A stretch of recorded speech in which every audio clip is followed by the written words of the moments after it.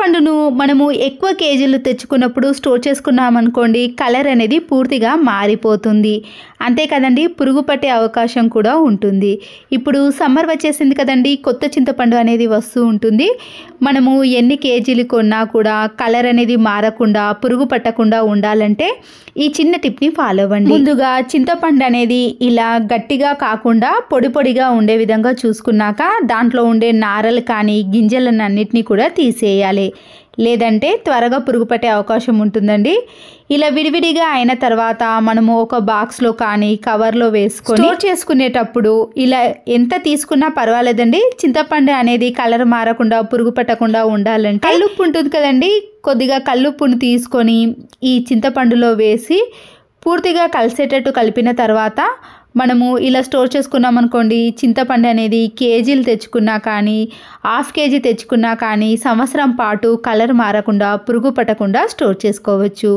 ఒకవేళ మీరు కల్లుప్పును వాడకుండా డైరెక్ట్గా చింతపండును కొన్న తర్వాత ఫ్రిడ్జ్లో పెట్టుకున్నా కూడా కలర్ అనేది చేంజ్ కాకుండా ఉంటుంది. ఒకవేళ ఫ్రిడ్జ్ లేని వాళ్ళు బయట పెట్టుకోవాలంటే ఈ టిప్ అనేది యూజ్ అవుతుంది. పిల్లలకు పాలల్లో కలిపేది కానీ లేదా కారము, పంచదార, టీ పొడి ఇవన్నీ ఉంటాయి కదండి, ఆ బాక్సులకు మనము ఇలా ఒక టేపును వేసేసాక స్పూన్తో మనము ఏదైనా ఎక్కువగా తీసుకున్నప్పుడు అది అందులోనే పడుతుంది, కానీ బయట కింద అస్సలకే పడదండి. దీనివల్ల మనకి క్లీన్ చేసే పని అనేది తగ్గిపోవటమే కాకుండా ఇలా ఇంట్లో ఉండే వస్తువులను కూడా మనము ఆదా చేసుకోవచ్చు. వాష్రూమ్లో ఉండే టైల్స్ అనేవి ఇలా గ్యాప్లలో మురికి అనేది ఎక్కువగా పడుతుందండి. క్లీన్ చేసిన తర్వాత కూడా మురికి ఆ గ్యాప్లలో ఉండిపోతుంది కదా.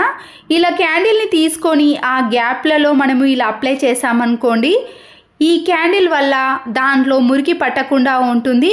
వాటర్ కానీ సోప్ మరకలు ఎవ్వి పడ్డా కూడా అవి కిందికి జారిపోతాయి కాబట్టి మురికి అనేది అస్సలకే పట్టదు. మనం క్లీన్ చేసినప్పుడు కూడా చాలా సులువుగా క్లీన్ చేసుకోవచ్చు. ఈ టిప్ నచ్చితే మాత్రం ఒక్క లైక్ ఇవ్వడం మాత్రం మర్చిపోకండి. ప్రెషర్ కుక్కర్ ఒక్కొక్కసారి విజిల్ సరిగా రానప్పుడు మనము ఇలా నిడిల్ సహాయంతో ఈ చిన్న హోల్స్లో ఇలా గ్యాప్లో మనము ఈ నిడిల్తో క్లీన్ చేసుకున్నాం అనుకోండి, దాంట్లో ఉండే డస్ట్ కానీ మనము ఉడికించుకునేవి ఏవైనా అందులో ఇరికిపోయినప్పుడు అవి ఇలా క్లీన్ అవుతాయి. వీటిని ప్రతిరోజు కాకపోయినా 1 వీక్ ఒకసారి లేదా 15 డేస్కి ఒకసారి అయినా క్లీన్ చేసుకోండి. దీనివల్ల ప్రెషర్ కుక్కర్ అనేది ఎలాంటి ప్రాబ్లం రాకుండా ఉంటుంది. సరుకులు తీసుకున్నప్పుడు ఇలాంటి పెద్ద పెద్ద క్యారీ బ్యాగ్స్ వస్తాయి కదండి, మనం వీటిని వేస్ట్ అని పడేసాం, కానీ ఇలా వీడియోలో చూపించిన మాదిరిగా కవర్ పైన కొద్దిగా మల్చుకొని రౌండ్ షేప్లో కానీ లేదా డబ్బా షేప్లో మనకు నచ్చిన విధంగా కట్ చేసుకోవాలి. ఈ క్యారీ బ్యాగ్లో 5 కేజీ వరకు ఏవైనా పెట్టుకోవచ్చు కాబట్టి మనము ఎక్కడికైనా బయటకి వెళ్ళినప్పుడు కూరగాయలకి కానీ సరుకులకు కానీ ఇంట్లో వాటికి యూజ్ చేసుకోవచ్చు. టెంపుల్కి కానీ మనం ఇంట్లో ఇలా కొబ్బరికాయ కొట్టినప్పుడు బయట అలాగే పెట్టేసామనుకోండి, బూజు కానీ కలర్ అనేది చేంజ్ అయిపోతుంది. కొద్దిగా పారాషూట్ కొబ్బరి నూనెను ఈ కొబ్బరి చిప్పల లోపట కానీ బయట అప్లై చేసామనుకోండి, త్వరగా బూజు పట్టకుండా కలర్ అనేది మారకుండా ఎన్ని రోజులైనా ఫ్రిడ్జ్లో పెట్టుకున్నామనుకోండి ఫ్రెష్గా ఉంటుంది. కొత్త సంవత్సరం వచ్చేసింది కదండి, మనము ఇలాంటి పాత క్యాలెండర్ని పడేస్తాం, కానీ వీటిని కూడా ఎలా యూజ్ చేసుకోవాలంటే నేను ఇలా ముందుగానే సీజర్తో కట్ చేసుకున్న దాంట్లో పేపర్స్ ఉంటాయండి, వాటిని పూర్తిగా కట్ చేయకుండా ఇలా బయట వరకు మాత్రమే కట్ చేయండి. ఇప్పుడు ఈ స్టీల్ దాన్ని నేను ఇలా మిడిల్లోకి కట్ చేసుకున్నాక ఈ రెండిట్లో మనకు నచ్చిన విధంగా మలుచుకోవచ్చండి. దీనివల్ల మనము హోల్స్ చేయకుండానే మేకుగా తయారు చేసుకోవచ్చు. మనకి నచ్చినవి వేసుకోవడానికి చాలా కంఫర్ట్గా ఉంటుంది. వాష్రూమ్ టైల్స్ పైన హోల్స్ అనేవి అంత ఈజీగా చేయలేం కదండి. ఇలా మనము క్యాలెండర్ని కట్ చేసిన మేకుకు మనము ఇలా షాంపూ ప్యాకెట్లని కానీ ఏదైనా బాటిల్స్కి హోల్స్ ఉన్నాయనుకోండి, ఇలా పెట్టేసుకోవడానికి చాలా వీలుగా ఉంటుంది. మనము ఫ్రూట్స్ని ఇలా నీటితో కడిగిన తర్వాత వాటర్ అంతా కూడా అలాగే ఉండిపోతుందండి. పైన ఏదైనా ఇలా నాప్కిన్ని వేసి తర్వాత క్యాప్ను పెట్టేసుకొని ఇలా 2-3 సార్లు బాగా షేక్ చేసామనుకోండి, దాంట్లో ఉండే తడినంతా కూడా ఈ నాప్కిన్ అనేది అబ్జర్వ్ చేస్తుంది. దీనివల్ల ఫ్రూట్స్లో తడి అనేది ఎక్కువగా ఉండదండి, ఇలా నాప్కిన్కి ఉండిపోతుంది. కాబట్టి మనము ఫ్రూట్స్ని చిన్నపిల్లలు కానీ మనం కానీ ఇలా ఈజీగా తినవచ్చు. ఏదైనా ఒక బౌల్లోకి కొన్ని వాటర్ని వేసిన తర్వాత వాషింగ్ మిషన్లో వేసే కంఫర్ట్ ఉంటుంది కదండి, మంచి సువాసన వచ్చేది ఏదైనా వేసుకోవచ్చండి. నేనైతే ఇక్కడ కంఫర్ట్ని వేస్తున్నాను. దానితో పాటు కర్పూర బిళ్ళలను కూడా వేసి ఇలా వాటర్ అంతా షేక్ చేసిన తర్వాత మనము ఇలా స్ప్రే బాటిల్లోకి వేసుకోవాలి. మనం వేసిన కంఫర్ట్ అనేది పూర్తిగా కరిగిన తర్వాత మన ఇంట్లో బెడ్రూమ్లో కానీ హాల్లో కానీ ఇలాంటి కర్టెన్స్ ఉంటాయి కదండి, డోర్ కర్టెన్స్ కానీ లేదా విండో కర్టెన్స్కి మనము ఇలా స్ప్రే చేసామనుకోండి, ఆ రూమ్ అంతా కూడా 24 అవర్స్ అనేది మంచి సువాసన అనేది వస్తుంది. దీంతో మీరు ఇలా విండోస్కి కూడా స్ప్రే చేసుకోవచ్చు.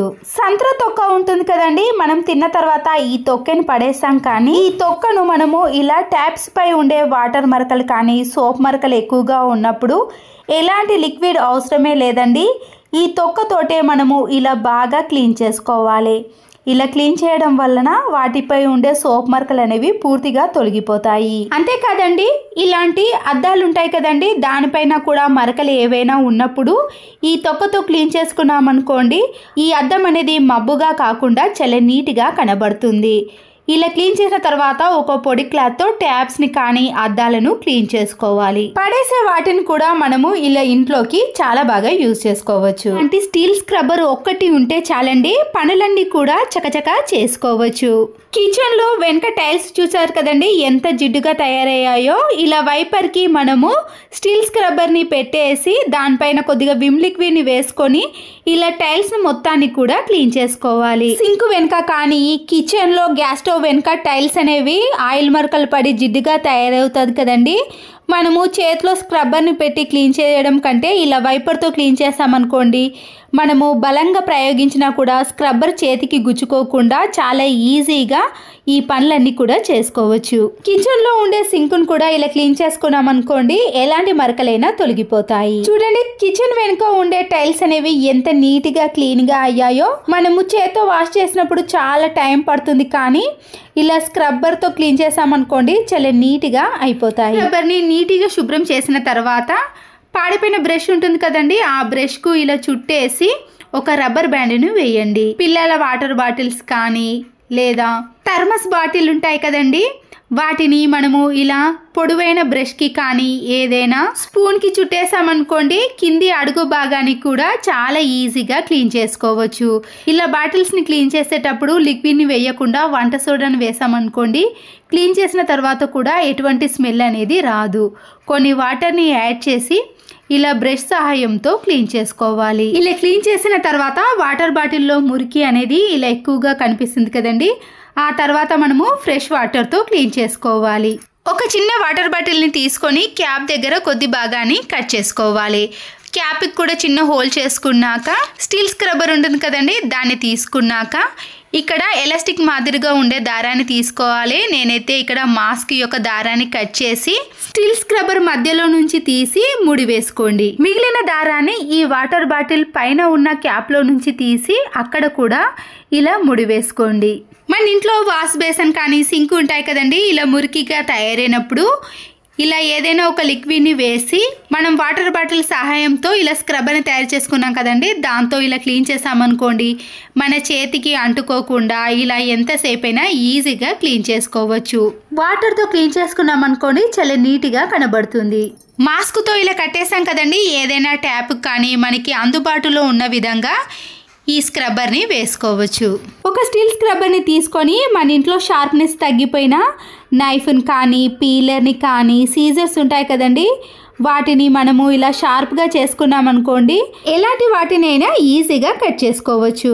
ఇంట్లో ఇలాంటి విండోస్ ఉంటాయి కదండి, ఈ విండోస్ పైన ఉండే డస్ట్ని కానీ ఏదైనా మరకలు ఎక్కువగా ఉన్నప్పుడు మనము ఇలా స్టీల్ స్క్రబ్బర్ని ఇలా రెండు వైపులా పెట్టి కింద చేత్తోటి మనము ఒకేసారి ఇలా క్లీన్ చేసామనుకోండి, డస్టే కాకుండా దానిపైన ఎలాంటి మరకలైనా తొలగిపోతాయి. మన పని కూడా చాలా సులువుగా అయిపోతుందండి. దీనికోసం మనము క్లాత్ని కానీ ఎలాంటి వాటిని యూస్ చేయకుండా ఇలా స్క్రబ్బర్ తోటే ఈజీగా క్లీన్ చేసుకోవచ్చు. తర్వాత వాటర్తో క్లీన్ చేసామనుకోండి, మళ్ళీ దీనిని దేనికైనా యూస్ చేసుకోవచ్చు. స్టీల్ స్క్రబ్బర్ని మనము క్లీనింగ్ కానీ బౌల్ క్లీన్ చేయడానికి యూస్ చేసాం కదండి, ఇలా స్టవ్ పైన కొన్ని వాటర్ని వేసి దాంట్లో స్క్రబ్బర్ని పెట్టేసి సర్ఫ్ను కూడా కొద్దిగా యాడ్ చేయండి. ఇలా ఒక 2-3 మినిట్స్ పాటు హై ఫ్లేమ్లో పెట్టి ఒక పొంగు వచ్చేంత వరకు వెయిట్ చేసామనుకోండి, దాంట్లో ఉండే చిన్న చిన్న బ్యాక్టీరియా అనేది పూర్తిగా చనిపోతుంది.